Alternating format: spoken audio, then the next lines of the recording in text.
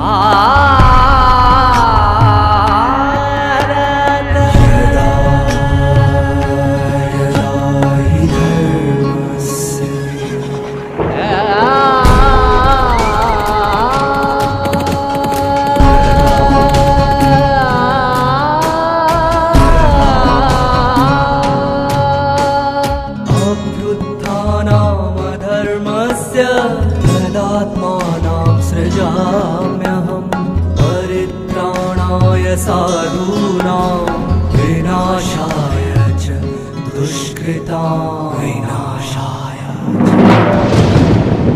धर्म संस्थापनार्थाय संभवामि युगे युगे युगे युगे युगे युगे युगे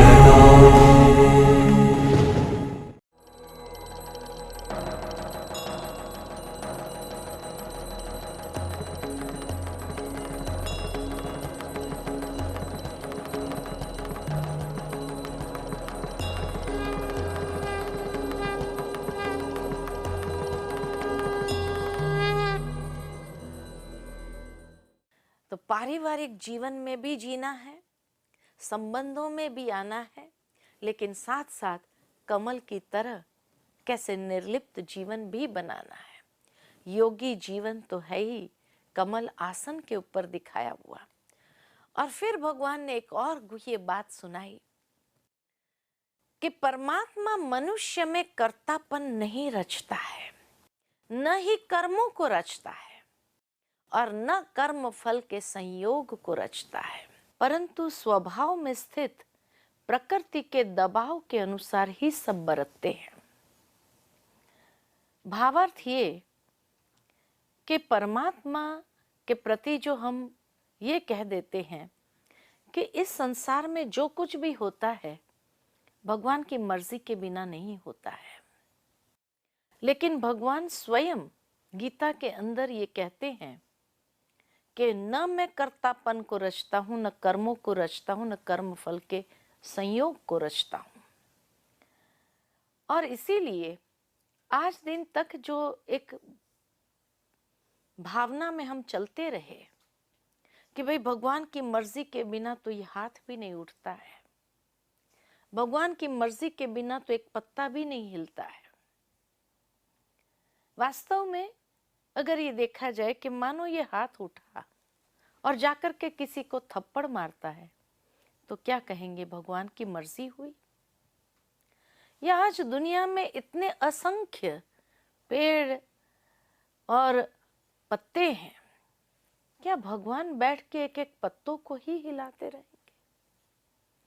उसके अलावा और कोई कार्य नहीं है भगवान का? नहीं, भगवान का कार्य अपना है। जिस तरह एक कंपनी के अंदर मान लो कि कंपनी का मालिक है, कहने में यही आता है कि मालिक की मर्जी के बिना तो इस कंपनी में एक पत्ता भी नहीं हिलता है, या मालिक की मर्जी के बिना कुछ नहीं होता है। मालिक ही सारा करता धरता है, लेकिन इसका मतलब ये नहीं कि कंपनी के दीवार में अगर खिल्ला लगाना है तो मालिक हथौड़ा और खिल्ला लेकर के जाएगा? नहीं,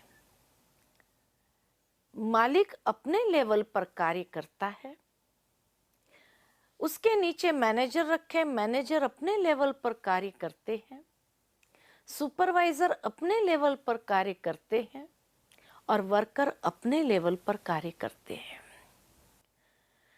हाँ, मालिक जो कंपनी से रिलेटेड महत्वपूर्ण निर्णय है, डिसीशंस हैं, वो लेते हैं, लेकिन कंपनी के अंदर जो छोटी मोटी चीजें होती हैं उसके लिए मैनेजर है, सुपरवाइजर है।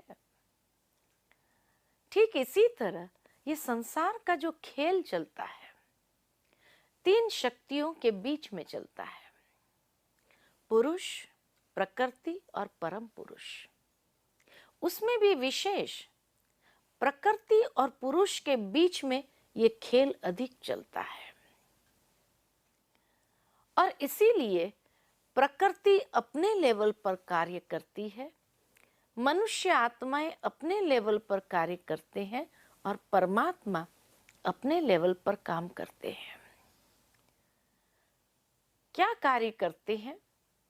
ये तीनों शक्तियों के तीन कार्य हैं, लेकिन अपने अपने स्तर पर है। तीन कार्य है सृजन, पालना और विनाश। प्रकृति भी सृजन करती है।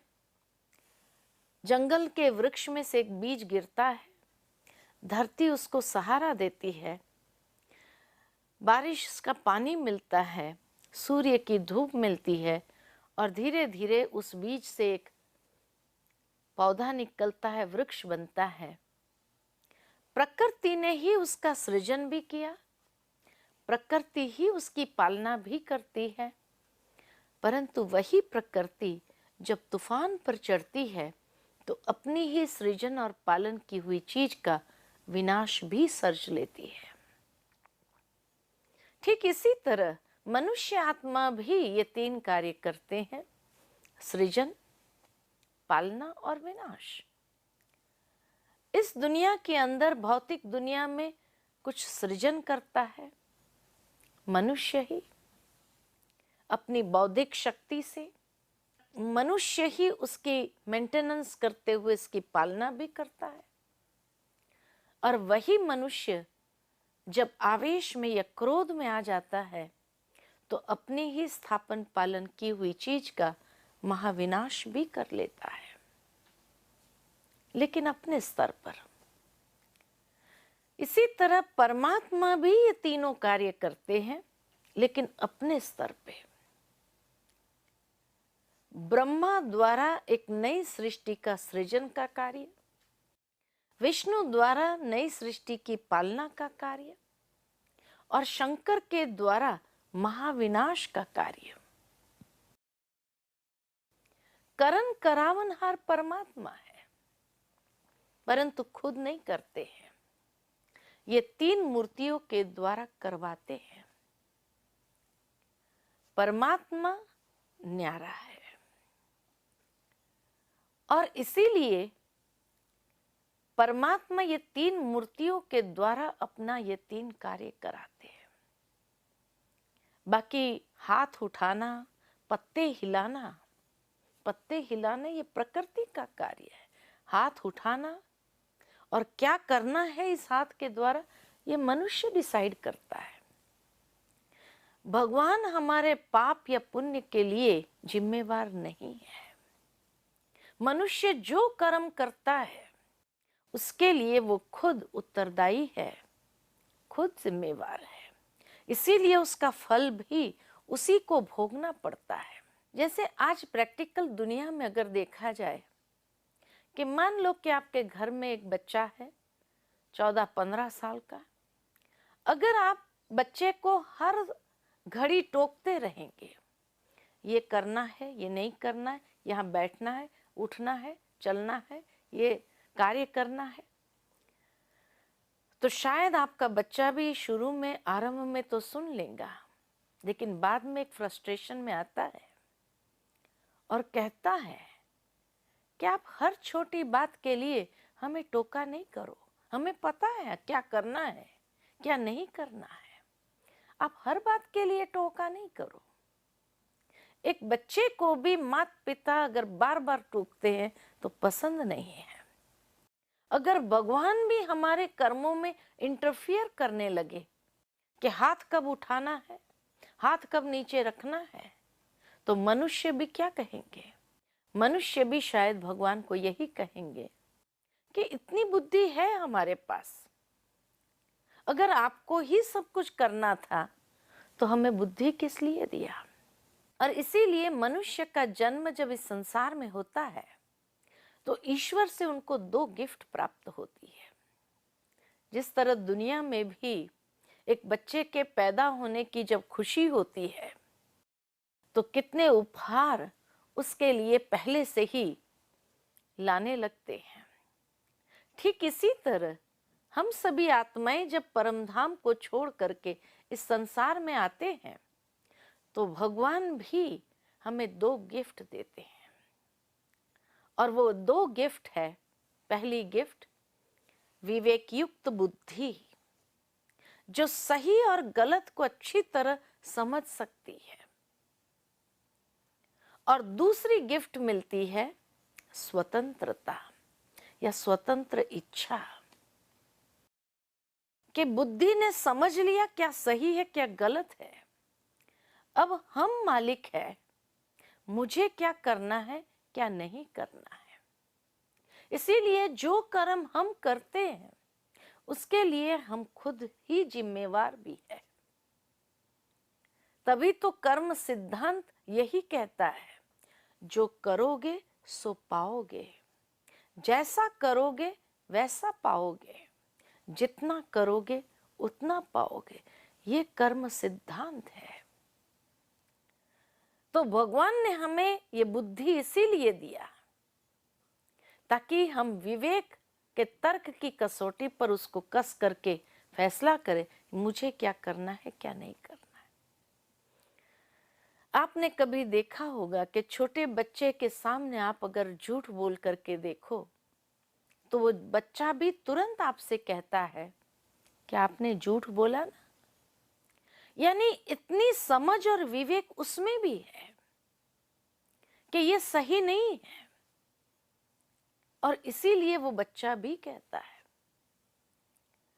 कहने का भावार्थ कि भगवान ने बहुत स्पष्ट ये बात यहां समझाई है कि देहधारी आत्मा अपनी स्वाभाविक स्वतंत्र इच्छा से ही कर्म करती है, इसलिए उसका उत्तरदायित्व भी उसी पर है और वही अपने किए का फल भोगती है।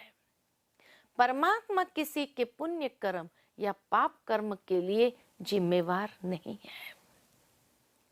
जब मनुष्य आत्मा के ज्ञान पर अज्ञानता का पर्दा पड़ जाता है तो वो मोह माया में उलझकर अपने निज स्वरूप को ही भूल जाती है और परमात्मा को ही अपने कर्मों के लिए उत्तरदायी समझने लगते हैं।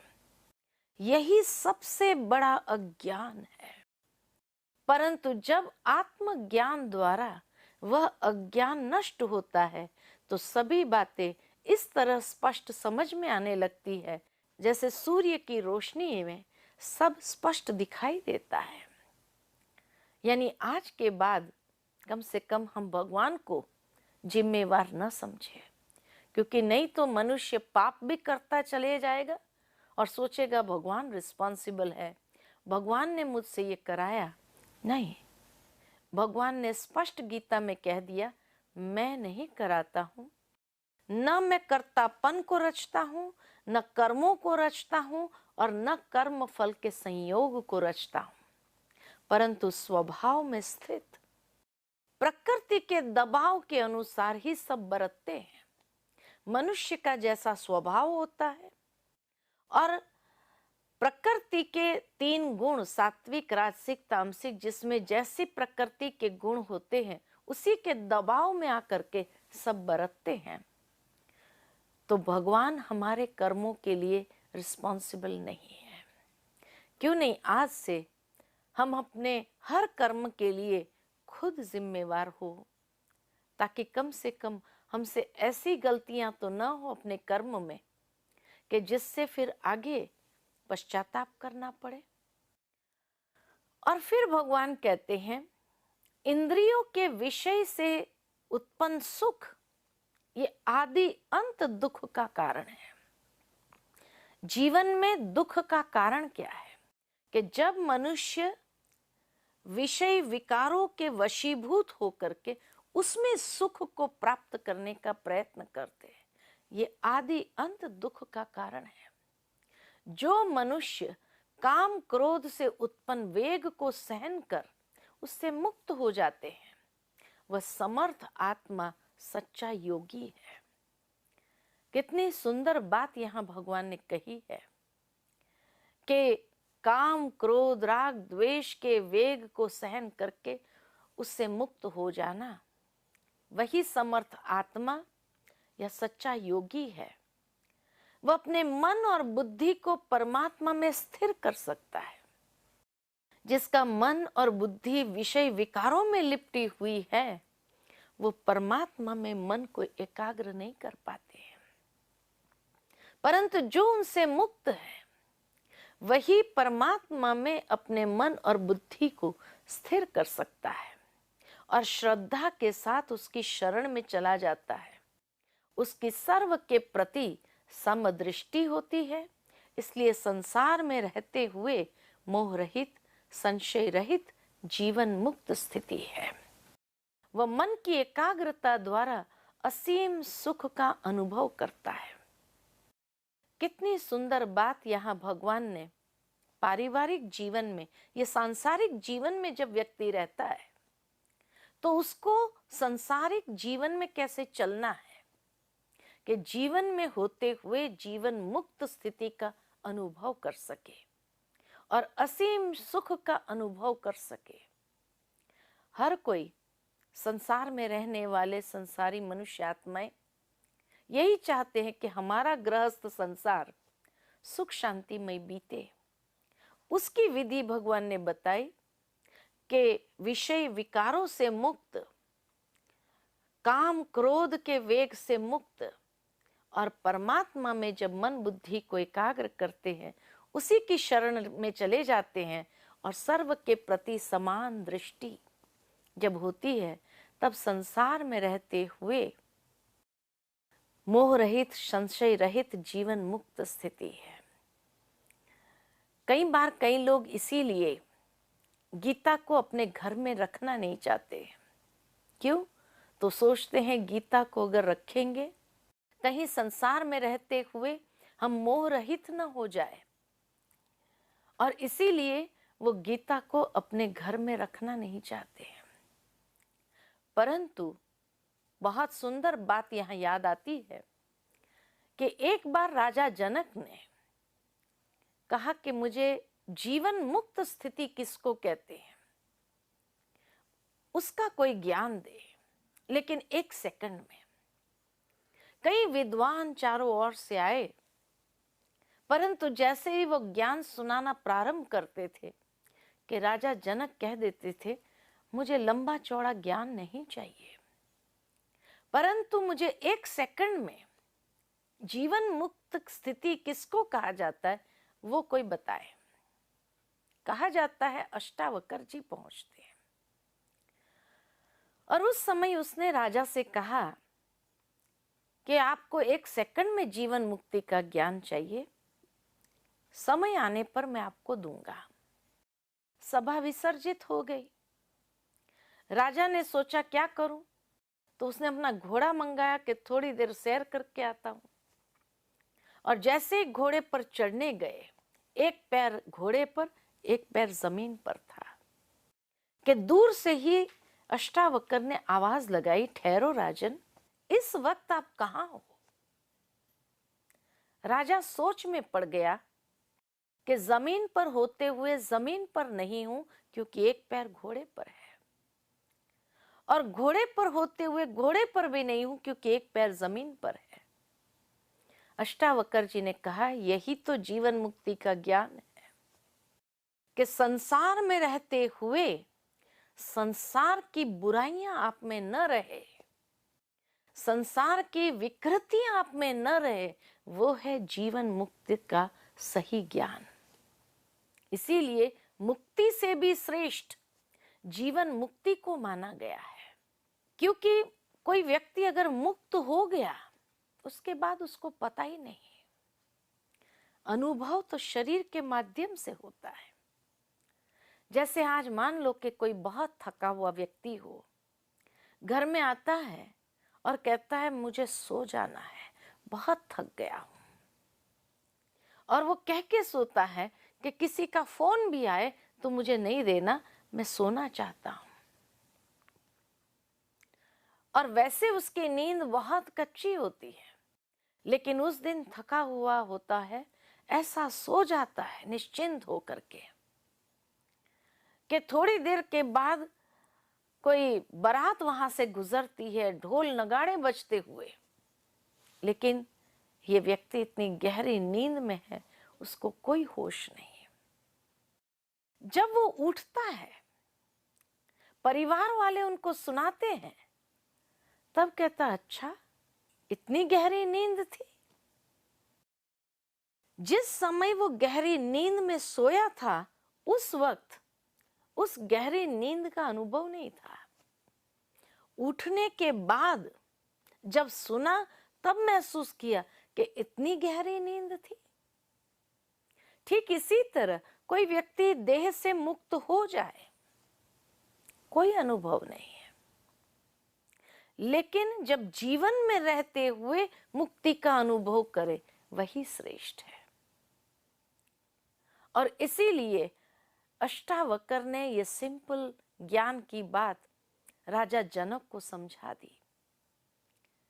कहा जाता है कि एक बार एक सन्यासी राजा जनक के पास आता है और वो राजा जनक से कहता है कि हे राजन, मैंने सब कुछ त्याग दिया, सन्यास धारण कर लिया, लेकिन फिर भी मेरा मन विचलित होता रहता है। मैं जीवन मुक्त स्थिति क्या होती उसका अनुभव नहीं कर पाता हूं। मैं कैसे मान लूं कि आप इस भौतिक सुख सुविधा के साधनों के बीच में रहते हैं और फिर भी आप जीवन मुक्त है। राजा जनक मुस्कुराते हैं और कहते हैं, बहुत अच्छा सवाल किया। हम ज्ञान चर्चा करने बैठते हैं, लेकिन मेरा थोड़ा कारोबार है, उसको निपटा कर आता हूं, लेकिन तब तक आप क्या करेंगे? तो राजा जनक उसको कहते हैं, आप क्यों नहीं मेरे महल का अवलोकन करके आइए। सन्यासी ने सोचा, ठीक है, मैं महल को देख के आता हूं। राजा जनक उसको एक दीपक देते हैं और कहते हैं कि महल की कारीगरी बहुत सुंदर है, परंतु उस तरफ लाइट नहीं है। आप ये दीपक का सहारा लेकर के देख सकते हैं। सन्यासी ने कहा, ठीक है। जैसे ही जाने लगा तो राजा जनक कहते हैं कि एक बात का ध्यान रखना, उस तरफ के खिड़की दरवाजे भी लगे नहीं हैं और वही हवा की दिशा है, इसलिए दीपक अगर बुझ गया तो फिर आप देख नहीं पाएंगे। सन्यासी ने कहा, कोई बात नहीं, मैं ध्यान रखूंगा, और चल पड़ा महल का अवलोकन करने के लिए। राजा ने अपना कारोबार निपटा करके आ गए। तब तक सन्यासी भी सारा महल का अवलोकन करके आ गया था। राजा ने जैसे ही उसे देखा तो पूछा, महल देख के आए? कहा जी। कहा कैसा लगा? कहा बहुत सुंदर कारीगरी है। राजा ने पूछा, ध्यान कहाँ था?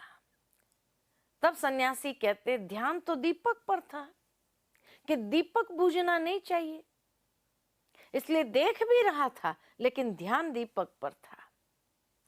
राजा जनक कहते, यही तो सीक्रेट है जीवन मुक्त स्थिति का अनुभव करने की, कि मैं भी इस सुख सुविधा के साधनों के बीच में रहता हूं, भौतिकता के बीच में रहता हूं, लेकिन मेरा ध्यान उस आत्मरूपी दीपक पर रहता है कि आत्मरूपी दीपक की ज्योति बुझ नहीं जानी चाहिए।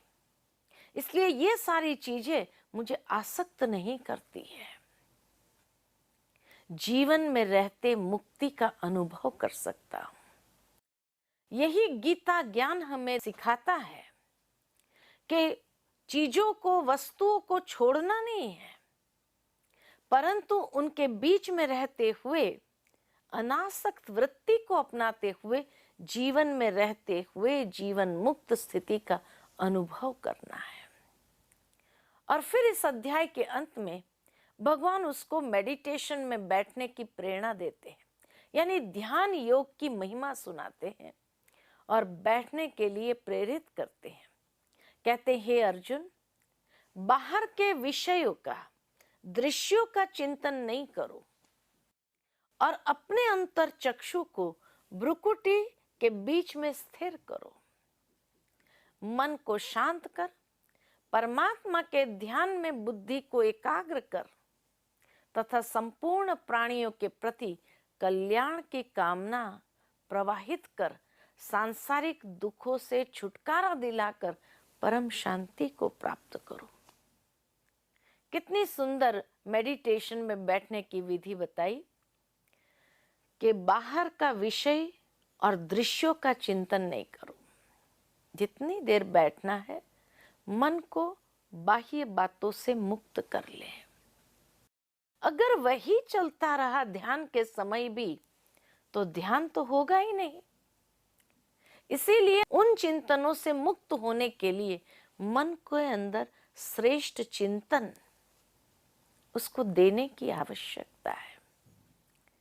फिर कहा अंतर चक्षु को भ्रुकुटी में स्थिर करो, क्योंकि भ्रुकुटी के मध्य में आत्मा का निवास स्थान है।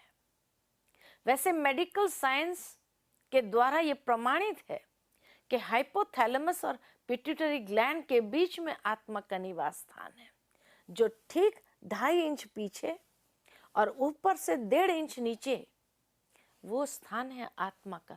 परंतु सरफेस मार्किंग यह होने कारण भ्रुकुटी के बीच में कहा। वैसे भारत के अंदर कई बहुत सुंदर प्रथाएं हैं।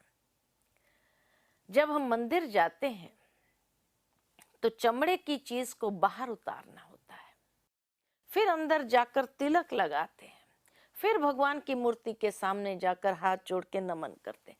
ये प्रथा चलती आई है, लेकिन इसके पीछे का भावार्थ क्या है?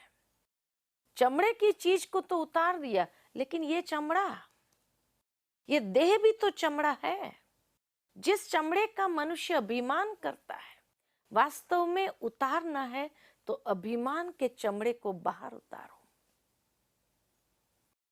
फिर अंदर जाके तिलक लगाया, यानी स्वयं को आत्म भाव में स्थित करो और फिर भगवान के सामने जाकर के अपनी भावनाओं को अर्पित करो। कितना ऊंचा भाव है भक्ति में भी। लेकिन कभी इस भाव के साथ न हम मंदिर गए और न ही हमने भगवान से प्रार्थना की। और इसीलिए भगवान कहते हैं कि अंतर चक्षु को भ्रुकुटी के बीच में स्थिर करो, फिर मन को शांत कर, परमात्मा के ध्यान में बुद्धि को एकाग्र करो और उस वक्त सर्व आत्माओं के लिए कल्याण की कामना को प्रवाहित करना है। ये वाइब्रेशंस को नित्य फैलाना है। तब सांसारिक दुखों से छुटकारा दिलाकर परम शांति को प्राप्त करो। इस तरह मेडिटेशन में बैठने के लिए जैसे पूर्व भूमिका भगवान ने बताई।